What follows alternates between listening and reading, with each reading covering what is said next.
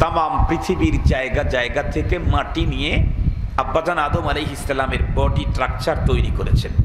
অনেক লম্বা। আমাদের আব্বাজান আমাদের মতো পৃথিবীতে আসেন নাই এই পদ্ধতিতে না।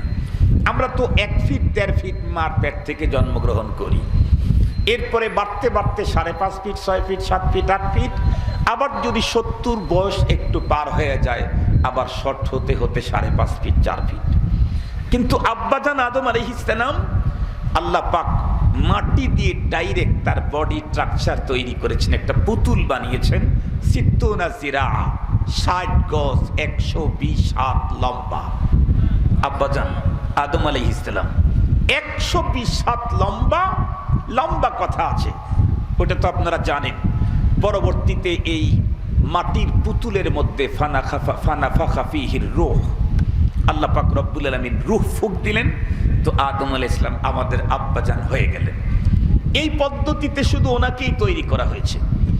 এরপরে সেকেন্ড ম্যান, আমাদের আম্মাজান হযরতে হাওয়া আলাইহিস সালাম, আল্লাহ পাক তাকে তৈরি করতে স্পেশালি আরেকটা পদ্ধতি ব্যবহার করেছেন, সেটি হচ্ছে খুলিকাত মিন দিলাইল আইসার। আব্বাজানের বাম পাশের বাঁকা হাড্ডি থেকে আল্লাহ পাক রব্বুল আলামিন আমাদের আম্মাজান হাওয়া আলাইহিস সালামকে তৈরি করেছেন। এই পদ্ধতিতে পৃথিবীতে আর কাউকেই তৈরি করেননি। এরপরে আরেকজন মানুষকে আল্লাহ পাক তৈরি করেছেন স্পেশালি এক পদ্ধতিতে। উনি হযরতে ঈসা আলাইহিস সালাম, ওনাকে মায়ের পেটে পাঠিয়েছেন, বাবা ব্যবহার করেন নাই। হযরতে জিবরাইল আমিনের ফুর মাধ্যমেই হযরতে মারিয়াম আলাইহিস সালামের পেটে আল্লাহ পাক রব্বুল আলামিন হযরত ঈসা পয়গম্বরকে পাঠিয়ে দিয়েছেন।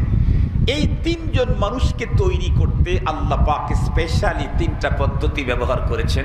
এছাড়া অতীতে, বর্তমানে, আগামী দিনে যত মানুষ পৃথিবীতে আসবে সমস্ত মানুষ তৈরির ব্যাপারে আল্লাহ পাক যে জিনিসটা ব্যবহার করছেন সেটি হচ্ছে মানব দেহের এক বিশেষ পানি। মানব দেহের এক বিশেষ পানি, এই পানি থেকেই আল্লাহ পাক মানুষকে তৈরি করছেন। কিয়ামত পর্যন্ত এই পদ্ধতিতে মানুষ তৈরি হবে। কিন্তু খুব ভালো করে বুঝবেন, মানব দেহ থেকে অনেক কিছুই বের হয়। এর ভিতরে অনেকগুলি আছে যেগুলি বের হলে মানুষ অপবিত্র হয় না। বের হওয়া জিনিসগুলি কোথাও লাগলে সেই জায়গাটাও অপবিত্র হয় না। যেমন থুতু, এটা কোনো মানুষের মুখ থেকে বের হলে সে অপবিত্র হয় না, ওযুও নষ্ট হয় না, গোসলও ফরজ হয় না। এবং থুতু কোথাও লাগলে সে জায়গাটাও অপবিত্র হয় না। কফ কাশি যদি বের হয়, এটার দ্বারা মানুষ অপবিত্র হয় না, কোনো জায়গায় লাগলে সেটা অপবিত্র হয় না। নাকের শিং যদি বের হয়, এটার কারণে মানুষ অপবিত্র হয় না, কোনো জায়গায় লাগলে সে জায়গাটাও অপবিত্র হয় না। চোখ থেকে পানি যদি বের হয়, কোনো জায়গায় লাগলেও অপবিত্র হয় না, মানুষটা অপবিত্র হয় না। মেয়েদের স্তন থেকে দুধ যদি বের হয়, এর দ্বারায় মা কখনো অপবিত্র হন না, ওযু নষ্ট হয় না, এবং এটা কোনো জায়গায় লাগলে সেটা অপবিত্র হয় না। কিন্তু আরও কিছু আছে যেগুলি মানব দেহ থেকে বের হলে মানুষ ওযু নষ্ট হয়ে যায়, পবিত্রতাটা চলে যায়, তবে গোসল করতে হয় না, ওযু করলেই পবিত্র হয়ে যায়। যেমন মানব দেহ থেকে যদি পেশাব বের হয় তাহলে মানুষটা অপবিত্র হয়, ওযু করলেই পবিত্র হয়ে যায়। এ পেশাব কোনো জায়গায় লাগলে সেই জায়গাটাও নাপাক হয়ে যায়। মানুষের শরীর থেকে পায়খানা বের হয়, এটা বের হলে মানুষটা অপবিত্র হয়, ওযু করলেই পাক হয়, কোনো জায়গায় লাগলে এটাও নাপাক হয়ে যায়। ব্লাড বের হয়ে শরীরের কোনো জায়গা থেকে ব্লাডটা বের হয়ে যদি একটু গড়ে পড়ে তাহলেই মানুষ অপবিত্র হয়ে যায়, ওযু নষ্ট হয়, ওযু করলে পাক হয়ে যায়। এই রক্তটা কোনো জায়গায় লাগলে সেটাও নাপাক হয়। পুজ বা পানি একই কন্ডিশন, এগুলি যদি বের হয় তাহলে মানুষ অপবিত্র হয়, যেখানে লাগবে সেই জায়গাটা অপবিত্র হয়ে যায়। আরও আছে, মানুষের বিশেষ অঙ্গ থেকে মজি নামক এক জিনিস তরল বের হয়, ওদি নামক এক জিনিস বের হয়।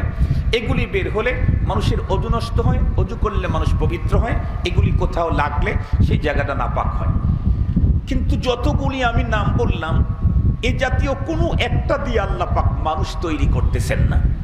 আল্লাহ পাক মানুষ তৈরি করতে মানব দেহের যেই পানিটা ব্যবহার করতেছেন, এটা হলো মানব দেহের সবচাইতে সিরিয়াস নাপাক। এর চাইতে সিরিয়াস নাপাক মানুষের দেহে আর কিছু নেই। এটা কোনো মানুষের শরীর থেকে বের হয়ে গেলেই, ঢোকা দরকার নাই, বের হয়ে গেলেই টোটাল মানুষটা নাপাক হয়ে যায়। এত সিরিয়াস নাপাক, মুখস্থ কোরআন পড়ার পারমিশনও তার থাকে না।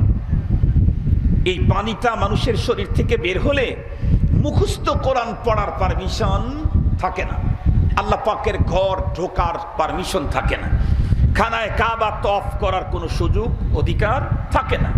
খুব ভালো করে বুঝবেন। তাহলে মানুষকে তৈরি করতে চূড়ান্ত নাপাক পানিতে তৈরি করলেন, মানব দেহে এর চাইতে সিরিয়াস নাপাক আর নাই। এটা বের হলেই মানুষটাকে গোসল করতে হবে। এমনি ডাব সাবান দিয়ে গোসল করলেই হবে না, গোসলের নিয়ম মেনে গোসল করতে হবে, তারপর পবিত্র হবে। সারা দুনিয়া যদি সুইমিং পুলে যদি 3 দিন পর্যন্ত সাঁতার কাটে আর নিয়ম যদি না মানে, তাহলেও পবিত্র হবে না। নিয়ম মেনে তাকে গোসল করতে হবে। খুব কথাগুলি খুব ভালো করে বোঝার জন্য চেষ্টা করবেন। তাহলে মানুষকে তৈরি করতে আল্লাহ পাক যে পানিটা ব্যবহার করলেন, এটা মানব দেহের সবচাইতে সিরিয়াস নাপাক, সেই পানি দিয়ে আমি তৈরি হয়েছি। সুতরাং আমি তো সৃষ্টির শ্রেষ্ঠ হওয়ার কোনো সুযোগ নেই। আমি আমার সৃষ্টির দিক থেকে তৈরির যে অবকাঠামো, যে পদ্ধতি, সেই দিক থেকে তো আমি এত বড় মর্যাদার অধিকারী নই। এত চূড়ান্ত নাপাক পানিতে তৈরি করেও আল্লাহ পাক রব্বুল আলামিন আমাকে যে শ্রেষ্ঠত্ব দিয়েছেন, এটা শুধুমাত্র কেবলমাত্র একমাত্র তার দয়ার দান। মনে থাকবে তো? এখন মাঝখানে একটা জুমলায় মুতারাজা বলে ফেলি, সেটা হলো হুজুর আল্লাহ পাক তো মানুষকে শ্রেষ্ঠত্ব দিবেন, এটা মানুষ তৈরির আগেই আল্লাহ পাক ফেরেশতাদেরকে অবগত করাইছিলেন। وَإِذْ قَالَ رَبُّكَ لِلْمَلَائِكَةِ إِنِّي جَاعِلٌ فِي الْأَرْضِ خَلِيفَةً। উনি ওনার প্রতিনিধি তৈরি করার ঘোষণা দিলেন।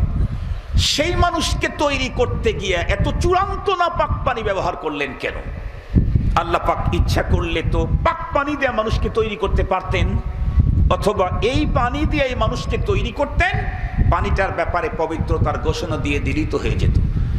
আল্লাহ কোনো পাক পানি দিয়ে, মানব দেহের কোনো পাক পানি দিয়ে মানুষকে তৈরি করলেন না।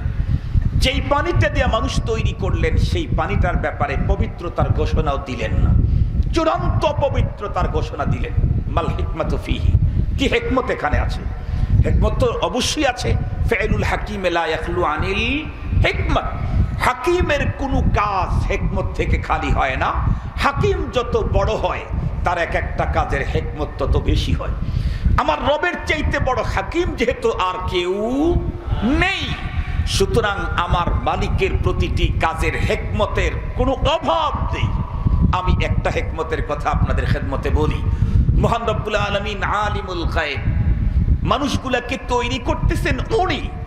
এই মানুষের মেধা মস্তিষ্কে কি ম্যাটেরিয়াল, কি মাল মশলা দিয়েছেন, এটা তো উনি ভালো জানেন। কোরআনে পাকে আল্লাহ পাক বলেছেন, ওয়ায়াখলুকু মা লা তা'লামুন। এই মানুষ আল্লাহ প্রদত্ত মস্তিষ্ক দিয়ে আগামী দিনে অনেক কিছু আবিষ্কার করবে। যেমন দেখেন, আজ থেকে 50 বছর পূর্বে বাংলাদেশের কেউ যদি বলতো যে বাঘারপাড়া থেকে আওয়াজ করলে আমেরিকাতে শোনা যায়, মানুষ বলতো এর চাইতে বড় পাগল আল্লাহর দুনিয়ায় নাই। ঠিক বললাম না? ঠিক বললাম। কিন্তু বিজ্ঞানের আবিষ্কার হুজুরের হাতে যেটা আছে, এটার কারণে কি শুধু শোনা যায় না, দেখাও যায়। বাগারপাড়া থেকে আমেরিকা দেখা যায়, বাগারপাড়া থেকে আমেরিকাতে আওয়াজ পৌঁছানো যায়। মোহতারাম হাজরিন, তো বিজ্ঞান এই জাতীয় কিছু তৈরি করবে, এটা আল্লাহ পাকের জানা না না জানা? আর জোরে বলেন, শুধু কি জানা না ওনারই দেওয়া? কথা বলেন না কেন? এ ম্যাটেরিয়াল, এ মেডিসিন, এ যোগ্যতা, এ দক্ষতা, এই উৎকর্ষ সাধনের স্পিড কে দিয়েছেন? উনি দিয়েছেন। উনি তো জানেন যে আমার এই বান্দারা পৃথিবীতে একটা সময় ফাইটার মিগ 29 আবিষ্কার করবে, একটা সময় এরোপ্লেন আবিষ্কার করবে, একটা সময় চাঁদের জগতে যাবে, একটা সময় মঙ্গল গ্রহ দখল করতে যাবে। মুহতারাম হাজিরিন, খুব ভালো করে বুঝবেন, এই মানুষগুলি আমার দেওয়া যোগ্যতা ইস্তেদাদের মাধ্যমে সে যখন ফাইটার মিগ 29 তৈরি করবে, টন টন ওজন নিয়ে যখন আকাশে পাখির মতো উড়ে বেড়াবে, ও যখন চাঁদের জগতে ঢুকবে, ও যখন মঙ্গল গ্রহ দখল করবে, তখন ওর ভিতরে একটা ভাব আসতে পারে, অহমিকা আসতে পারে, দাম্ভিকতা আসতে পারে। ও অহমিকা দেখাইতে দেখাইতে আমি স্রষ্টার সাথেই যদি অহমিকা দেখায়, তাহলে তো ওর পৃথিবীতে জন্মটাই বৃথা হবে, তাহলে তো ওর দুনিয়াতে জন্ম নেওয়ার কোনো তর্জমাই থাকবে না। এই জন্যে ও যেহেতু অনেক কিছু তৈরি করার যোগ্যতা দিয়েছি, এই ওর আমার দেওয়া যোগ্যতার কারণে ও অনেক কিছু আবিষ্কার করে আমার সাথে যাতে জীবনে কোনোদিন ভাব দেখাইতে না পারে, এজন্যে তৈরি করতেই চূড়ান্ত নাপাক পানি দিয়ে তৈরি করেছি, যাতে করে ও যতই ফাইটার তৈরি করুক, মিগ-29 তৈরি করুক, প্লেন তৈরি করুক, যাদের জগতে যাক, মঙ্গল গ্রহ দখল করুক, আর যত বড় পাওয়ার আর চেয়ারের মালিকই হোক না কেন, দাম্ভিকতা দেখানোর তোর কোনো সুযোগ নাই। খুলিকতা মিন নুতফা। তুই তো চূড়ান্ত নাপাক পানির দ্বারায় তৈরি, তোর আবার ভাব কিসের? তুই তো চূড়ান্ত নাপাক পানির দ্বারায় তৈরি, তোর আবার ভাব কিসের? ভাব দেখাইতে চাইলে তো নিজের কন্ডিশন উপরে থাকতে হয়। নিজের কন্ডিশন তো চূড়ান্ত নিম্নমানের। আমি যেই পানি দিয়ে তৈরি হয়েছি, সেই পানিটা মা বাবার শরীর থেকে বের হওয়ার পরে তাদের উপরে গোসল ফরজ হয়েছে। মুখস্থ আল্লাহর কোরআন পড়ার পারমিশন পায় নাই। এত চূড়ান্ত নাপাক পানি দিয়ে আল্লাহ পাক আমাকে তৈরি করেছেন। কিন্তু এত চূড়ান্ত নাপাক পানি দিয়ে তৈরি করলেও আমাকে যে চেয়ারটা দিয়েছেন সেটা কি নিম্নমানের? কথা বলেন না কেন? সেটা হলো সবচাইতে উন্নত মানের। ওয়ালাকাদ কাররামনা বানি আদম। আল্লাহু আকবার, আল্লাহু আকবার। এত নিম্নমানের পানি দিয়ে তৈরি করে সবচাইতে বড় চেয়ারটা আল্লাহ পাক আমাকে দিয়েছেন। তাই তো কবি বলেন, এ খুদা কুরবা শওয়াম এহসা বর হেসা কর দাই, এ খুদা কুরবা শওয়াম এহসা বর হেসা কর দাই। খুব ভালো করে বুঝবেন, শুধু কি উন্নত চেয়ারই দিয়েছেন? আরে না, খুব হাইফাই চেয়ার। দেখবেন কোন মানুষের গলায় যদি অনেকগুলি স্বর্ণের গহনা থাকে, কিন্তু নাক কাটা, ঠোঁট কাটা, মুখটা বাঁকা, তাহলে মানুষ দেখে আর কি বলে? গহনারই ইজ্জত শেষ। এ কথা বলে না? বলে না?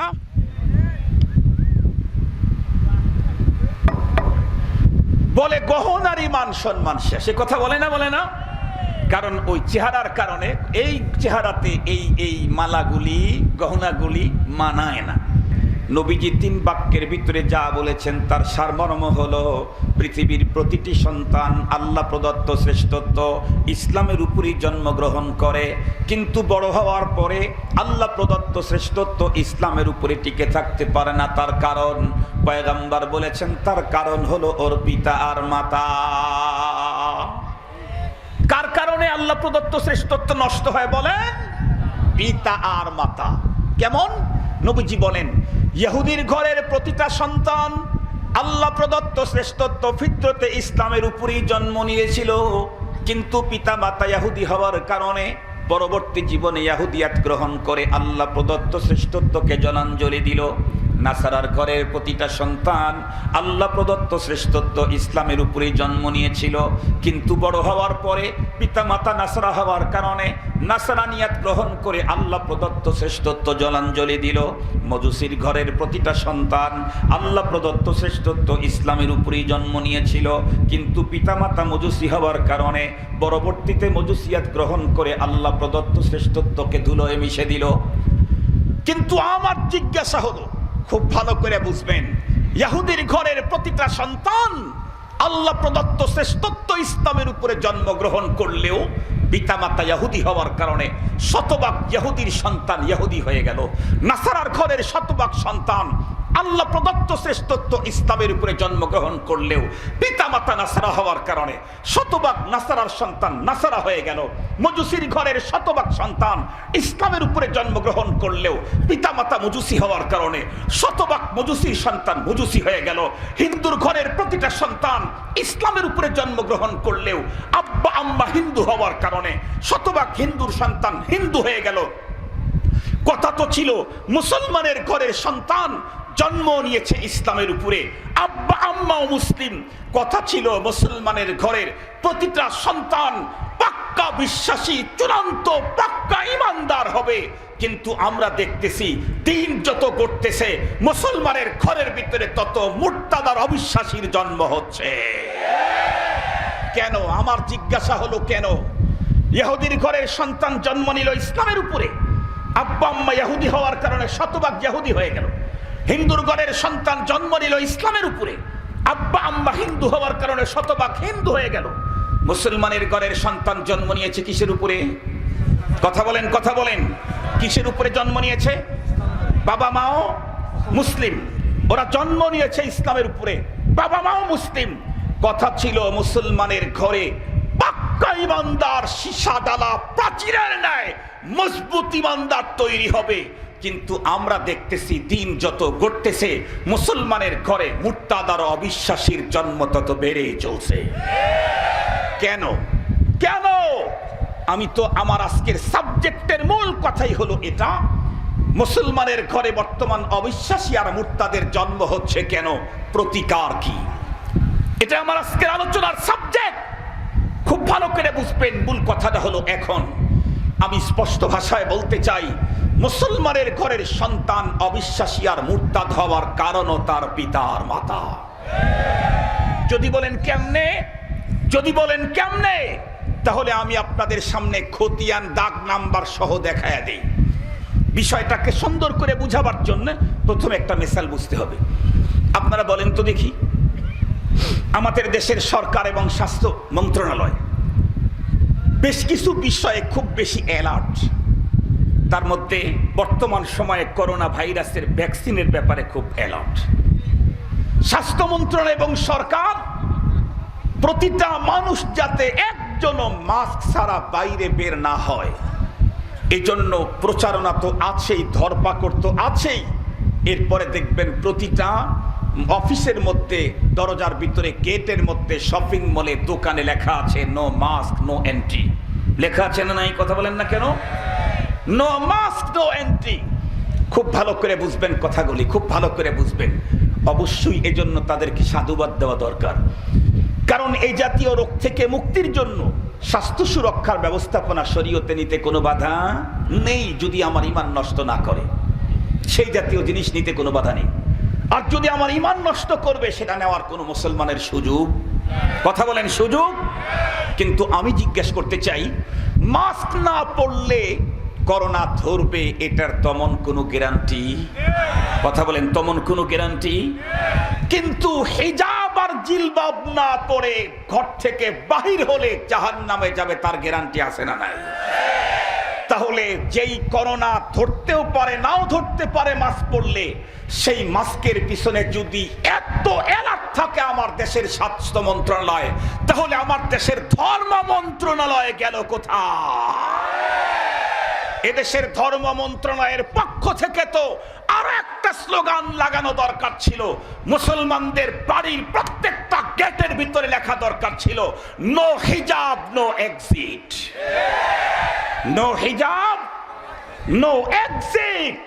প্রতিটা মুসলমানের বাসার গেটের মধ্যে লেখা দরকার ছিল পর্দা ছাড়া মুসলিম নারী বের হতে পারবা না, মাস্ক ছাড়া বাইরে গেলে করোনায় আক্রমণ হওয়ার সম্ভাবনা যতটুকুন, তার চাইতে কোটি গুণে হলো হিজাব আর পর্দা ছাড়া বাইরে গেলে জাহান্নামের আক্রমণের শিকার হওয়া। এবং প্রতিটা অফিসে, প্রতিটা শপিং মলেও লেখা দরকার নো মাস্ক নো এন্ট্রির উপরে হলো নো হিজাব নো এন্ট্রি। কথা বলেন না কেন? নো হিজাব নো এন্ট্রি। শুধু মানুষের স্বাস্থ্য সুরক্ষার জিম্মাদার সরকারকে দেওয়া হয় নাই, এদেশের তাওহীদি জনতার ঈমান রক্ষার ব্যাপারে অ্যালার্ট হতে হবে সরকারকে। মুহতারাম হাজিরিন, আমরা স্বাস্থ্য মন্ত্রণালয়কে সাধুবাদ জানাই। আপনারা খুব ভালো করে বুঝবেন, আমাদের দেশে শিশু সন্তান জন্মের পরে বেশ কিছু টিকা দেয় ফ্রি ফ্রি, খুব গুরুত্বপূর্ণ টিকা। তার মধ্যে একটা হামের টিকা, পোলিও টোলিও এই জাতীয় আছে না নাই? হামের টিকার কথাই আমি বলি। হামের টিকা আপনারা লক্ষ্য করে দেখছেন কিনা, স্বাস্থ্য মন্ত্রণালয় এত অ্যালার্ট, বছরে যেই টাইমটাতে হামের টিকার সপ্তাহ আসে, টাইম যখন আসে, শুধুমাত্র কেবলমাত্র হেলথ কমপ্লেক্স গুলাতে হামের টিকার ব্যবস্থা করা হয় না, বরং ট্রেনের ভিতরে হেলথ টিম পাঠানো হয়। আমি নিজের চোখে দেখেছি, ট্রেনের ভিতরে রাস্তার মোড়ে মোড়ে হেলথ টিম পাঠানো হয়। যে কোনো উন্নত বড় ধরনের কোনো টোল প্লাজার পাশে ওখানে হেলথ টিম পাঠানো হয়। এমনকি যে কোনো জনবহুল এলাকাতে হেলথ টিম পাঠানো হয়। এই গাড়ির ভিতরে খুঁজে খুঁজে বের করে প্রতিটি শিশুদেরকে নিয়ে এসে তাদের হামের টিকা নিশ্চিত করা হয়। এই ব্যাপারটা এই কার্যক্রমের জন্য স্বাস্থ্য মন্ত্রণালয়কে আমরা আন্তরিক অভিনন্দনবাদ জানাই। আল্লাহ প্রদত্ত সুস্থতার নিয়ামত যাতে আমার দেশের কোনো সন্তান বিঘ্নিত না হয়, এ কারণে সরকার তাদেরকে হামের টিকার ব্যবস্থা করে। মুহতারাম হাজরিন, খুব ভালো করে মনে রাখবেন, আমি একই কায়দায় বলতে চাই, এদেশের প্রতিটি শিশু সুস্থ অবস্থায় জন্ম নিলেও তাদের সুস্থতাটাকে ধরে রাখার জন্য আমার দেশে যেমন হামের টিকা দেওয়া হয়, বর্তমান সময়ে তাম দুনিয়ার যে অবস্থা, সামাজিক যে অবস্থা, তাতে নাস্তিকতার যে জার্ম আমার দেশের বাতাসের ভিতরে ঘোরপাক খাচ্ছে, এদেশের প্রতিটি মাসুম বাচ্চা শিশু সন্তান মুসলমান হিসাবে জন্মগ্রহণ করলেও নাস্তিকতার জার্মে যে কোনো মুহূর্তেই আক্রান্ত হতে পারে। এই জন্যে শতকরা 100% মুসলমানের সন্তান জন্মের পরে তাদেরকে ঈমানি টিকা নিশ্চিত করা দরকার। এদেশের প্রতিটা বাচ্চা যেমন সুস্থ অবস্থায় জন্ম নেয়, আল্লাহ প্রদত্ত সুস্থতাটাকে ধরে রাখার জন্য হামের টিকা যেমন দরকার, এদেশের প্রতিটি মুসলমানের বাচ্চা ইসলামের উপরে জন্ম নিলেও নাস্তিকতার জার্মে কখনো যেন অবিশ্বাসী হয়ে না যায়, এজন্য তাদেরকে জন্মের পরে ঈমানি টিকা নিশ্চিত করা দরকার। মুহতারাম হাজিরিন, আমার ঘরের সন্তানকে যদি জন্মের পরে ঈমানি টিকা নিশ্চিত করতে পারি, ইনশাআল্লাহ আহতাসিবু আলাল্লাহ, আল্লাহ পাকের উপরে পূর্ণ আস্থা রেখে বলছি, আমার এই সন্তান যতই নাস্তিকতার জার্মার তুফান আর সাইক্লোনের ভিতরে চলুক না কেন, আমি যেহেতু ওকে ঈমানি টিকা নিশ্চিত করেছি, এজন্য কশ্চিন কালেও আমার ঘরের সন্তান কখনোই মুরতাদ অবিশ্বাসী নাস্তিক হবে না। তাহলে এখন জানা দরকার ঈমানি টিকা কি, এবং এটা আমার নিশ্চিত করা দরকার। মুহতারাম হাজিরিন, ঈমানি টিকার 2টা ডোজ। ঈমানি টিকার কয়টা ডোজ? 2টা ডোজ। 2 ডোজকেই কমপ্লিট করতে হবে, সময় মতো দিতে হবে। নাম্বার 1, মুসলমানের ঘরে সন্তান যখন জন্মগ্রহণ করবে, জন্মের পরেই তার ডান কানে আযান, বাম কানে ইকামত, এটা ঈমানি টিকার প্রথম ডোজ। ভালো করে মনে রাখবেন, মুসলমানের ঘরে সন্তান জন্ম নিলে তার ডান কানে আযান, বাম কানে ইকামত, এটা ঈমানি টিকার প্রথম ডোজ। মুসলমান ভাইরা রে, আমার কথা ভালো করে বুঝবেন, আমাদের বিশ্ব নবী আমাদেরকে আগেই সজাগ করে দিয়েছেন, আল কুফরু মিল্লাতুন ওয়াহিদা, পৃথিবীর ভিতরে ইসলাম বাদে যত কুফুর শক্তি আছে, যত মতবাদ আছে, সবগুলি বন্ধুরা আমার একটা কাজে সকলে ঐক্যবদ্ধ, সেটা হলো এই দুনিয়া থেকে ইসলাম এবং মুসলমানদেরকে কি করে বন্ধুরা আমার বিদায় করে দেওয়া যায়। সমস্ত কুফর শক্তি এই ব্যাপারে এক হলেও আল্লাহ পাক রব্বুল আলামিন তার কোরআনুল কারীমের ভিতরে বলে দিয়েছেন, সব কুফর শক্তি তোমাদের বিরুদ্ধে হলেও 2টা শক্তি তোমাদের বিরুদ্ধে বড় সিরিয়াস। আল্লাহ পাক বলেন, ওয়ালা তাজিদান্না আশাদ্দান নাসি আদাওয়াতান লিল্লাযীনা আমানুল ইয়াহুদ ওয়াল্লাযীনা আশরাকু। 2টা শক্তি তোমাদের বিরুদ্ধে সবচেয়ে বড় সিরিয়াস। তার ভিতরে নাম্বার 1 হলো ইহুদি, নাম্বার 2 হলো বন্ধুরা আমার মুশরিক। আজকে তাম দুনিয়াতে মুসলমানদের ভিতরে অশান্তির যত দাবানল জ্বালাইছে, সবগুলি বন্ধুরা আমার এই 2টা গ্রুপের মাধ্যমে। মুসলমান খুব ভালো করে বুঝবেন, মুসলমান যাতে তাদের সন্তানদেরকে জন্মের পরে ঈমানি টিকা নিশ্চিত করতে না পারে, এজন্য তাদের সূক্ষ্ম ষড়যন্ত্র আমাদের বন্ধুরা আমার মুসলমানদের জন্য। সেটা হলো, একটা সময় মনে পড়ে নাকি আমাদের দেশের ভিতরে বাচ্চা কাচ্চা যেগুলি হতো, ম্যাক্সিমামগুলি বন্ধুরা আমার ঘরে হতো, বাড়িতে হতো। কিন্তু বলুন তো দেখি, দিন যত করতেছে ততই বাচ্চা হওয়ার জায়গা বাড়ি না হাসপাতাল? আর একটু জোরে বলেন। আমরা কখনো মূর্খের মতো কথা বলি না, কারণ আমরা তো আল্লাহর কোরআন শিখেছি। কোরআনের আলেম যদি মূর্খ হয়, তাহলে পৃথিবীতে কেউ শিক্ষিত হওয়ার সুযোগ নাই।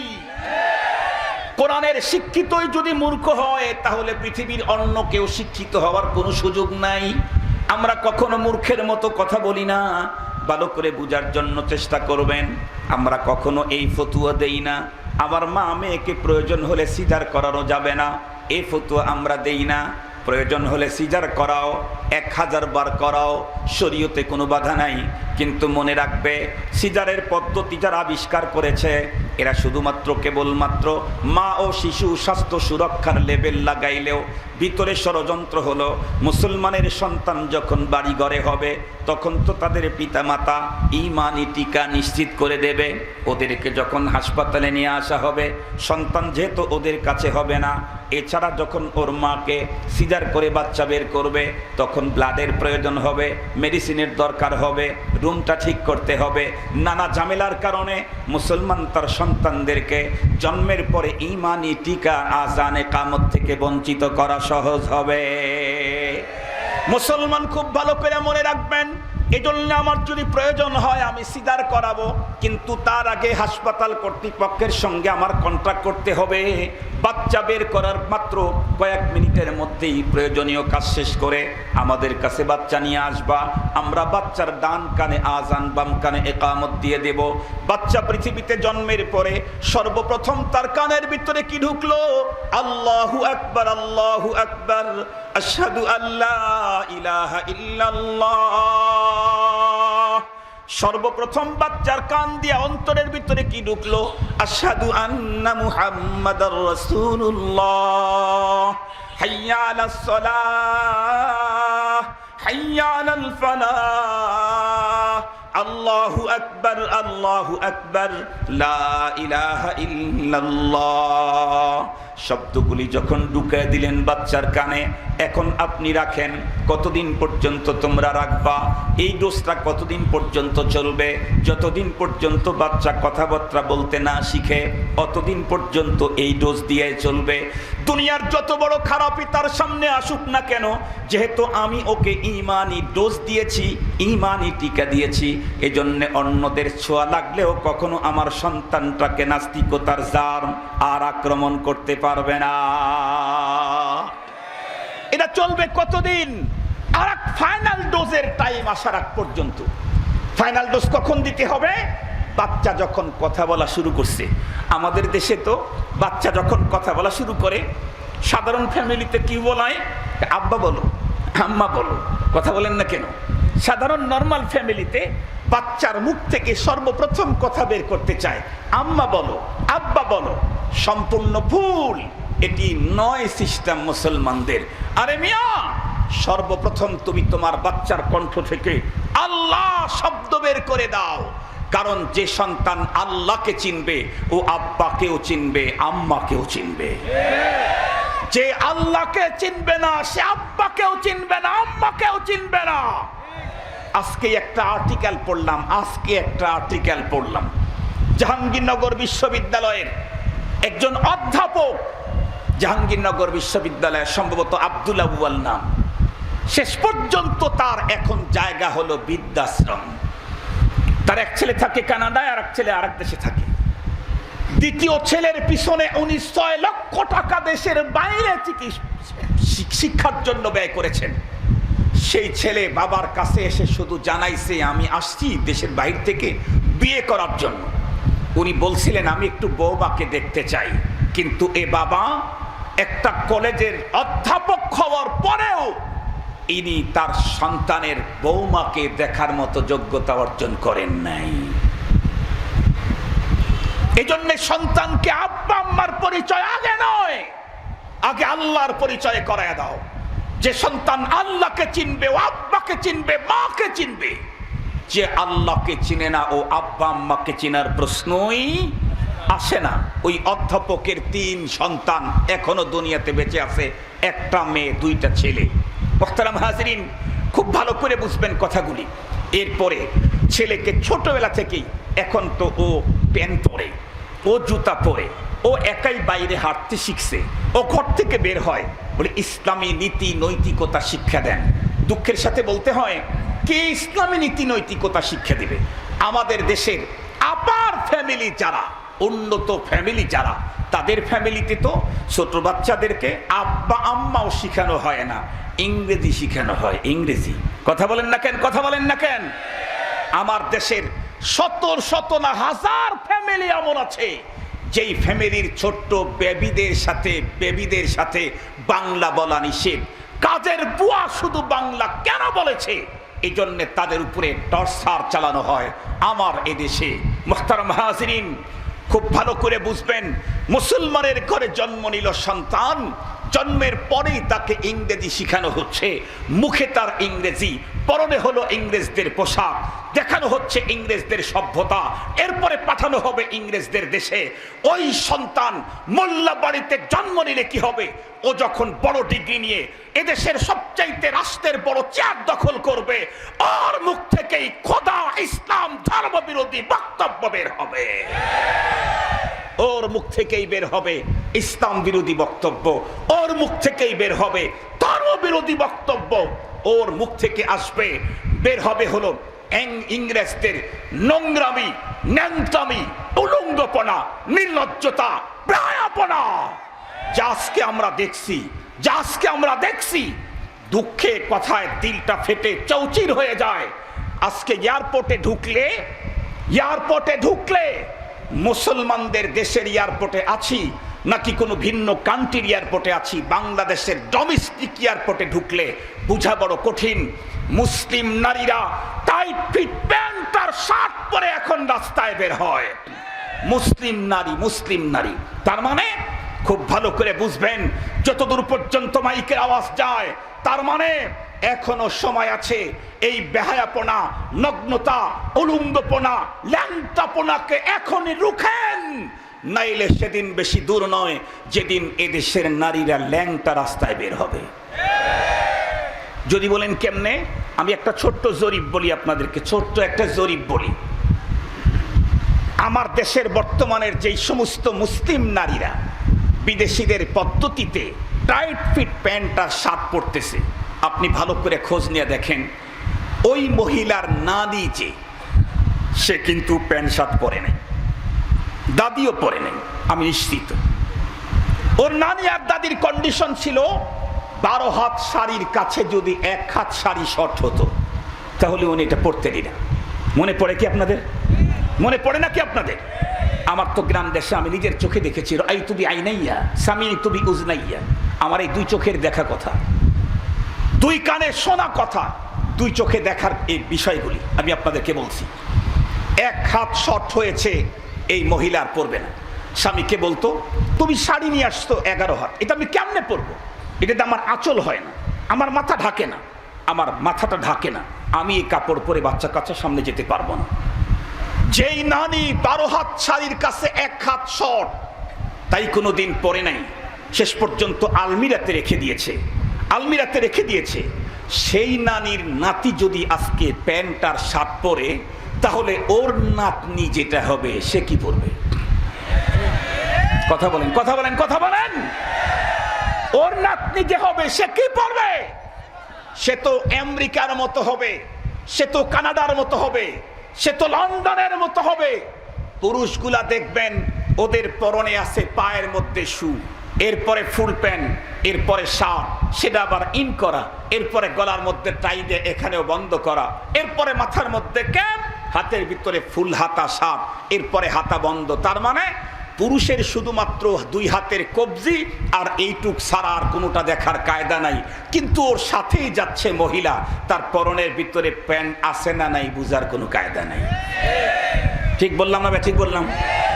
পরনের ভিতরে যেটা পড়ছে সেটা হলো স্যান্ডো গেঞ্জি, কেউ বা স্যান্ডো গেঞ্জিও না, আর একটা যেটার নাম আমি বলতে পারবো না, ও দেশের পুরুষটা টোটাল তাকে টাইট করে শুধু 2 হাতের কবজি আর মুখটা ছাড়া কিচ্ছু বাহিরে রাখতেছে না, আর নারীরা খুলতে কোনোটা আর খোলা বন্ধ করতেছে না।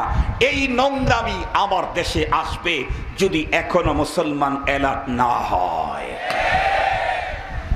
তবে আমি স্পষ্ট ভাষায় বলতে পারি, যেই সমস্ত মুসলিম নারীদের জন্মের পরে ডান কানে আযান বাম কানে ইকামত হয়েছে, যাদের ঈমানি টিকা নিশ্চিত করা হয়েছে, ওরা বাংলাদেশে প্যান্ট পরবে কেন? আমেরিকাতে গেলেও বোরকার বাইরে যাওয়ার সুযোগ পাবে না। ভালো করে খোঁজ নিয়ে দেখেন মুসলমান ভাইরানি। আমার কথা আমার শেষ। ইমানি টিকার ফাইনাল ডোজটা হলো সন্তান যখন বন্ধুরা আমার জুতা পরা শুরু করবে তখন ইসলামের পদ্ধতিতে সন্তানটাকে আগে ডান্ডা পরো শিখাইতে হবে।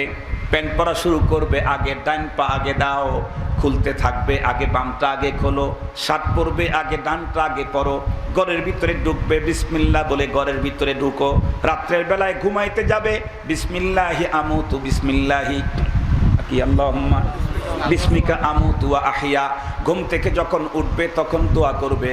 মুসলমান ভাইরা রে আমার, টয়লেটে যখন যাবে তখন বাম পাটা আগে দিয়ে ঢুকতে হবে, টয়লেট থেকে যখন বের হবে তখন ডান পাটা আগে বন্ধুরা আমার বের করতে হবে। এক কথায় ইসলামী সভ্যতা, সংস্কৃতি, নীতি, নৈতিকতা, শিষ্টাচার শিক্ষা দাও।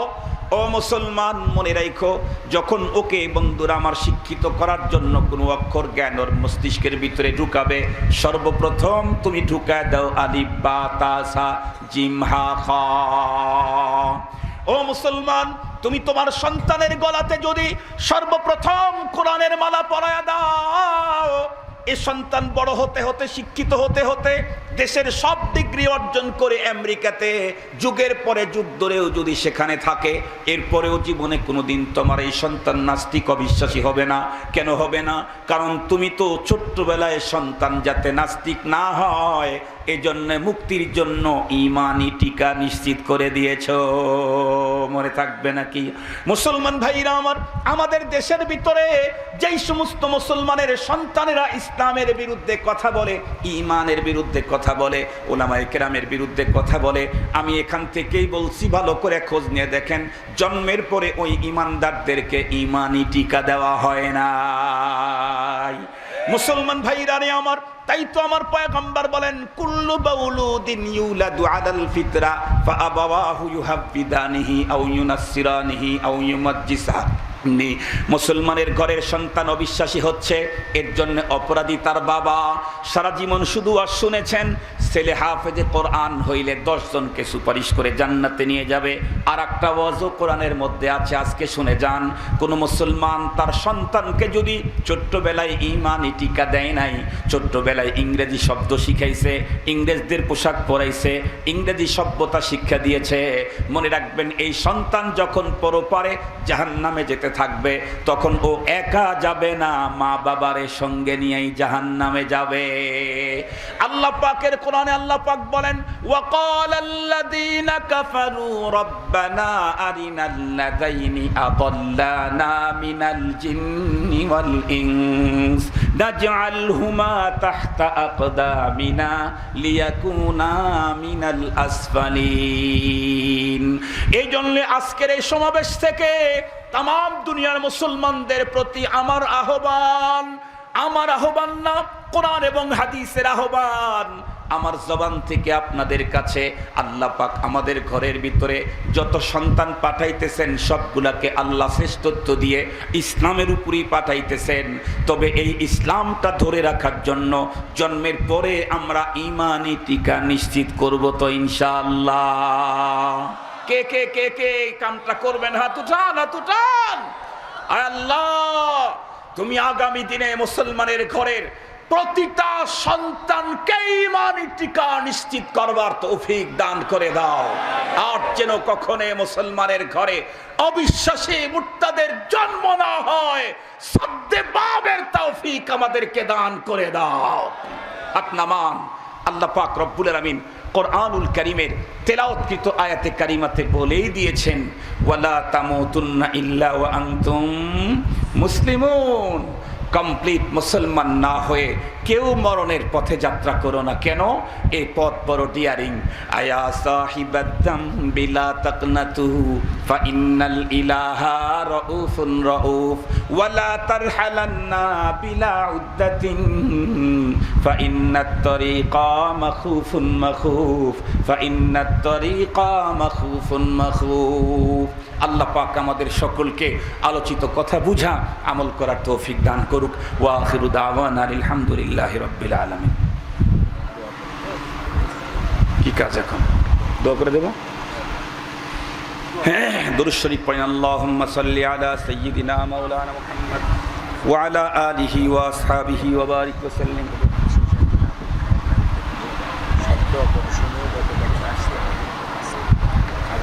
दुरूद शरीफ पढ़ना अल्लाहुम्मा सल्लि अला सय्यिदिना मौलाना मुहम्मद व अला आलिहि व अस्हाबिहि व बारिक व सल्लिम। अल्लाहुम्मा सल्लि अला सय्यिदिना मौलाना मुहम्मद व अला आलिहि व अस्हाबिहि व बारिक व सल्लिम। अल्हम्दुलिल्लाहि रब्बिल आलमीन वस्सलातु वस्सलामु अला सय्यिदिल अंबिया'i वल मुरसलीन व अला आलिहि व अस्हाबिहि अजमाइन। अल्लाहुम्मा लकल हम्दु कुल्लुहु व लकश शुक्रु कुल्लुहु व लकल खल्कु कुल्लुहु व लकल मुल्कु कुल्लुहु बियदिकल अम्रु कुल्लुहु इलैका यर्जिउल अम्रु कुल्लुहु इन्नका अला कुल्लि शैइन क़दीर। या हय्यु या क़य्यूम बिरहमतिका नस्तगीस अस्लिह लना शानना कुल्लहु व ला तकिलना इला अनफुसिना तर्फत ऐन। रब्बिरहमहुमा कमा रब्बयानी सगीरा रब्बिरहमहुमा कमा रब्बयानी सगीरा। रब्बना हब लना मिन अज़वाजिना व दुर्रिय्यातिना क़ुर्रत अयुन वजअलना लिलमुत्तक़ीना इमामा। अल्लाहुम्मा इरफ़ा अन्नल बला वल वबा अल्लाहुम्मा इरफ़ा अन्नल बला वल वबा।